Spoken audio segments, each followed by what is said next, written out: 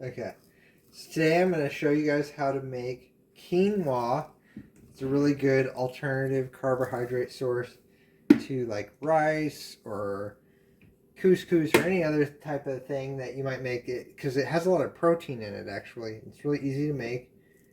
You just take your measuring cup. I make enough to last the whole week, so I just fill up 1 cup.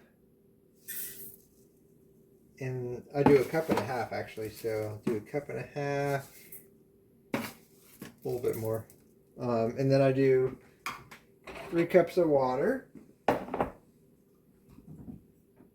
you want to do twice as much water as you do quinoa. And I forgot to do this, so I'll show you now. Here's the 3 cups of water. But we don't really have to pay attention to that right now, because first thing we have to do is to wash it off, because the quinoa or rice or anything that you're cooking can have contamination from pesticides, heavy metals, or whatever. So you always want to put it in a strainer and wash off whatever contaminant may be on it. So we're just washing it off here. Washing off all that stuff.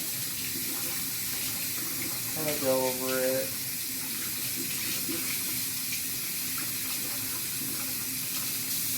Okay. So once you've done that, you can kind of just dump it back in your pot like that. And then we're back to the step that I started on. So we got 1.5 cups of the quinoa in there. So we want to do a 2-to-1 ratio. So twice as much water as you have quinoa. So I'm going to do 3 cups of water, since I did 1.5 cups of quinoa. So then we just put it on the stove, turn it all the way to high. That'll come to a boil. I like to take my wooden spoon, if I can find a wooden spoon. I don't know what I do with my wooden spoon. But I like to take a wooden spoon and just set that across the top here. Can't find my wooden spoon, but we'll just pretend the straw is my wooden spoon, and we'll set that there.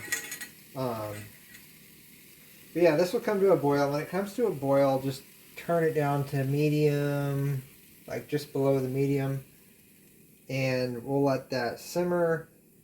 What it'll do is it'll continue to heat up and steam all of the water off of the quinoa, and you just keep stirring it with your wooden spoon and stirring it until basically all the water is eliminated. You want to get to the point where it's not like burning and sticking to the bottom of the pan, but you want to boil all the water off of it, and it usually takes about 10 or 15 minutes after it starts boiling. So I'm going to turn it back up to high, and then once it gets to boiling, I'm going to turn it down and just kind of stir it every like 5 minutes or so. I think like 20 minutes is more accurate time frame for how long it will take to cook all of this. But just keep stirring it until all the water is basically heated up and steamed off of it.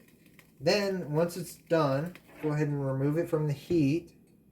You'll notice that you'll know it's done because these little kernels, or whatever you want to call them, the little grains, they'll almost look like there's like a little hair coming off of them. And we'll begin the video again when it's all finished and show you what that looks like. But I always after it's done, I always let it sit for 10 or 20 minutes. Just let all the steam come off of it before I put it into a container and store it. But we'll return to the video at that point. So now you can see it's boiling. So I'm just going to turn it down to like just below medium. And then we'll just continue to stir it until all the water's gone. Probably take another like 10 minutes or so, 10-15 minutes. Okay, so we're at the point here where most of the water is completely boiled off. You know, we're still at the low medium heat. Just a little bit of water, so we'll maybe let it steam for like another minute. And then once it's completely done, you can see the consistency here. You have those like, kind of like hair-like. It looks like there's little hairs coming off the little kernels. But once it reaches that point, just stir it up really good. Make sure all the water's off. And then just go ahead and remove it from the heat. You can stick it on a burner that's not on. And then let it steam. Like with anything that's steaming, let the steam, all the steam come off of it before you stick it in a container.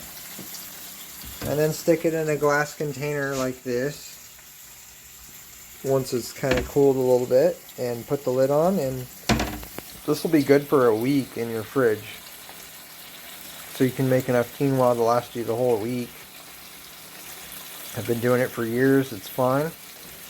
And yeah, it's a quick and easy carbohydrate plus protein source that you can use for the whole week, and just prepare it on Sunday or Saturday or whenever before your work week. Okay, thanks for watching. Like and subscribe.